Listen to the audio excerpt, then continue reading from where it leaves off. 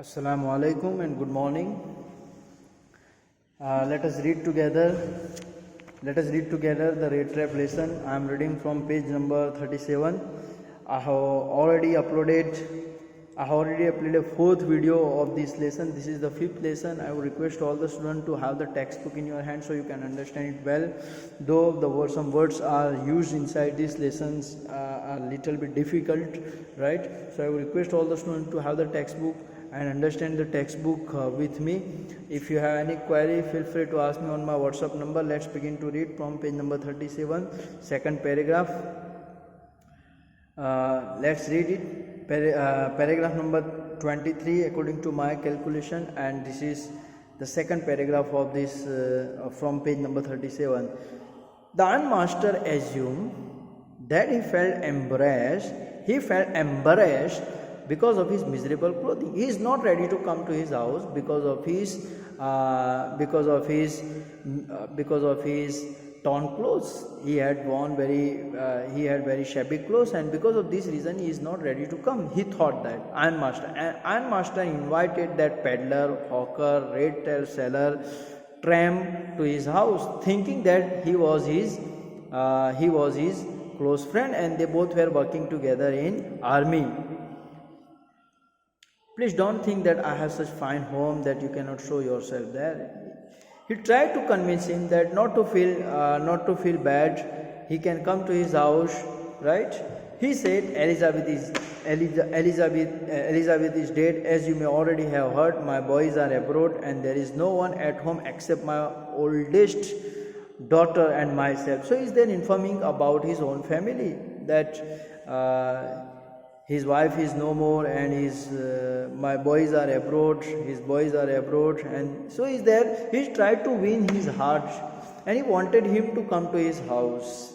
But that peddler, that tramp, that hawker, that vagabond, that red tape seller is not at all ready to go his house. We were just saying that it was too bad we didn't have any company for Christmas. And we had no any company tomorrow on Christmas festival. Now come along with me and help us make Christmas food help us make a Christmas food disappear a little faster. So don't delay. Let's go together at my home. Don't deny it. So he requested him. The ironmaster was aware of his friend's miserable condition, so he tried to make him comfortable by saying that he should feel free to come to his home, as his home was an ordinary one. He told him that his wife was no more and added that he must be aware of this. Then he let him know that both his sons were settled abroad. Only he and his daughter were left at home. He invited him to celebrate Christmas with his family so that he and his daughter may have some good company at the Christmas feast. This is the explanation of let's begin to read. But the stranger said no, and again no. And the ironmaster saw that he must give in.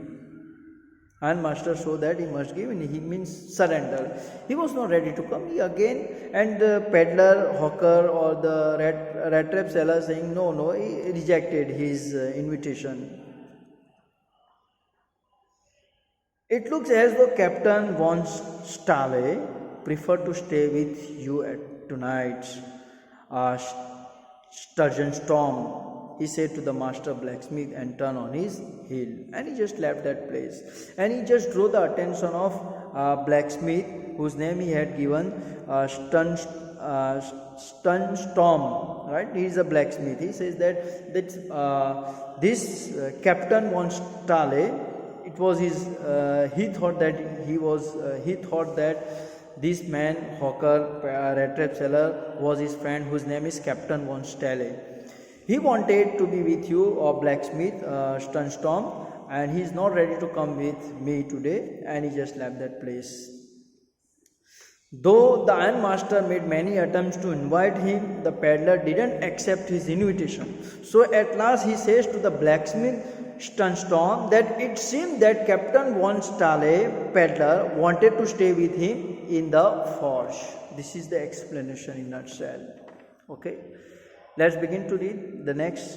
But he laughed But he laughed to himself as he went away, and the blacksmith, who knew him, understood very well that he had not said his last word. Blacksmith was aware of the nature of Iron Master, and he said that. Then he laughed and went away, but blacksmith knew that he was hiding something. Let me adjust the camera. Okay, fine. It was not more than half an hour before they heard the sound of carriage wheels outside the forge, and new guest came in. But this time it was not the Iron Master. He had sent his daughter, apparently hoping that she would have better power of persuasion than himself. The Iron Master, he sent his daughter to convince peddler at a seller, to convince that man to come to his house as his father wanted, and he thought that his daughter would be able to convince him nicely. After a gap of half an hour, the Iron Master sent his daughter. He hoped that his daughter may bring his friend home, as he believed that she was better in persuading others. Okay. She entered followed by a valet. Valet means servant, sevak, knocker. She entered followed by a valet, carrying on his arm a big fur coat. And he was carrying a big fur coat for that rat trap seller. She was not at all pretty. The Iron Master daughter was not that much gorgeous, beautiful or pretty, but she modest and quite shy. She was very modest girl. In the forge, everything was just as it had been earlier in the evening. It was usual. The master blacksmith and his apprentice, apprentice means a learner. The master blacksmith and his apprentice sat on the bench, and iron and charcoal still glow in the furnace. This is how that furnace was looking like, and what their position. The stranger had stretched himself out on the floor and lay with a piece of pig iron under his head. He was sleeping, taking support of pig iron under his head, and his head pulled down over his eyes, and he had kept his head over his eyes. As soon as the young girl caught sight of him, she went up and lifted his head. That young girl approached him. She removed the hat, and the man was evidently used to sleeping with one eye open, and he used to keep his one eye open. Amazing. He jumped up abruptly and seemed to be quite frightened. He got scared. Who is that? Right? So let me explain in a nutshell. The Iron Master daughter entered the mill with her attendant valet, who was carrying a big fur coat. She was a humble girl who was very shy. When she entered, everyone was busy the same way as they had been earlier. The blacksmith was still sitting on the bench with his trainee and was working on the iron. She went up to the peddler and lifted his head. The peddler slept with one eye open. As soon as he saw her, he got shocked and jumped up. My name is Edla Wilmanson. So she is introducing herself, right? And the young girl, my father came home and said that you wanted to sleep here in the forge tonight, and then I asked permission to come and bring you home to us, and I am so sorry, Captain, that you are having such a hard time. She expressed her sympathy for him, and she informed that she has been sent by her father, and she also informed that she came over there in order to take him to her house. Alright, she introduced herself as Edla Williamson and was sorry to hear about the hard time that he was facing. She explained to him that she had come to take him home with her father's permission. She looked at him compassionately. Compassionate means showing sympathy for others. She looked at him compassionately with her heavy eyes, and then she noticed that the man was afraid. Either he had stolen something or else he had escaped from jail. So she drew a conclusion. Either he is a thief or he escaped from jail. There can be only the two reasons behind his fear. She thought and added quickly. She was very intelligent. She was very good at knowing the nature of someone, and seeing that man appearance and his expression, she thought and added quickly, "You may be sure, Captain. It's okay, don't worry. You are very safe at my home. Not to worry, no one is there going to come to my home. That you will be allowed to live just as freely as you came. You will will be allowed to go my house, leave my house as per your wish, as per your desire. So not to worry. Only please stay with us over Christmas Eve. Right? So compassionately showing sympathy for others. Edla had sympathy for the peddler, but she noticed that the reason behind his fear could be that either he had committed robbery or jailbreak. So she said that he was free to leave their house at any time, but she wanted him to stay with the family just for the Christmas Eve.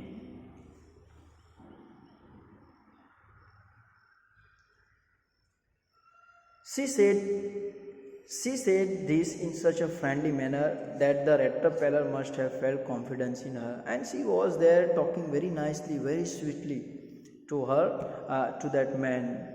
And it would never have occurred to me that you would bother with me yourself. Miss, he said, I will come at once. And he was convinced, and he got convinced, and he was ready to go with her house. And he says that Edla was talking to Pedla in a very nice way, which made him believe her, and he got ready to go with her. Okay, he accepted the fur coat which the valet handed him with a deep bow, threw it over his racks, and followed the young lady out to the carriage without granting the astonished blacksmith so much as glance. He was not ready, even he didn't look at that blacksmith was there working over there. And he got everyone astonished and shocked. The peddler wore the fur coat offered by the valet and started following the lady. He didn't even bother to notice the other people in the room. On the way to the house, the peddler felt that as he had committed crime, he would be punished for it. But while he was riding up to the manor house, he had evil foreboding. Evil foreboding means prediction. What he was there thinking? Let's see. Why the devil did I take that fellow's money? He is regretting over the mistake committed by it, over the crime that he had committed, and he's saying that why he had stolen his money. He thought, now I'm sitting in the trap and will never get out of it. He thought that he is now get trapped inside the trap and he would not be able to come out of it. The next day was Christmas Eve. The next day is going to be the festival. And when the ironmaster came into the dining room for breakfast, he probably thought with satisfaction of his old regimental comrade whom he had run across so unexpectedly. And he was there talking with his daughter, saying that he happened to meet his old comrade, old friend, old acquaintance, right, who was there working in regimental, right, who were working in regiment together in army, and he happened to come to meet him unexpectedly, and he was there waiting for his friend in order to have breakfast. First of all, we must see it to it that he gets little flesh on his bones. He's there taking pity on him, saying that he become very much thin. He become that much thin that he requires some flesh on his body. He said to his daughter, was busy at the table. She was preparing food and she was busy, and he was there talking with his daughter. And then you must see that he gets something else to do than to run around the country selling red traps. And he was thinking about the well-being of his friend, right? That he must not sell red traps. Instead, he must do something else. It's queer that things have gone downhill with him as badly as that, said the daughter. Daughter even also expressed her sorrow, her sympathy towards that man, and saying that it's very really strange that once army man, he used to be an army man, and circumstances were not in his favor, and he had come to that much level that he had to sell red traps. Last night I didn't think there was anything about him to show that he had once been an educated man, and she told his father that he seemed not to be an educated man because he was very much scared. He was very much scared, and he was very much scared, right? And seeing his personality, he was not looking like a army man, right? So father is there giving answer. You must have patience, my little girl, said the father. as soon as he gets clean and dress up, you will see something different. Last night he was naturally embraced. The tramp manner will fall away from him with the tramp clothes. And father told his daughter that just wait and watch. Let him come out from bathroom. He has gone for bathing. Once you will see him well dressed up, having beard shaved, then you will realize that he was really an army man. And the tramp manner will also will fall away from him with tramp clothes. Anyway, this is the end of this video. Inshallah, I will begin the next video number 6 from here. Meanwhile, because if I discuss the other paragraph, then it will become very lengthy video, so I just make it of 16 minute or 15 minute video. If you have any query, feel free to ask me. I would request all my students to go through the lesson yourself, try to understand, listen your teacher video. If you have any query, feel free to ask me on my WhatsApp number 7383759748. Okay, Allah Hafiz.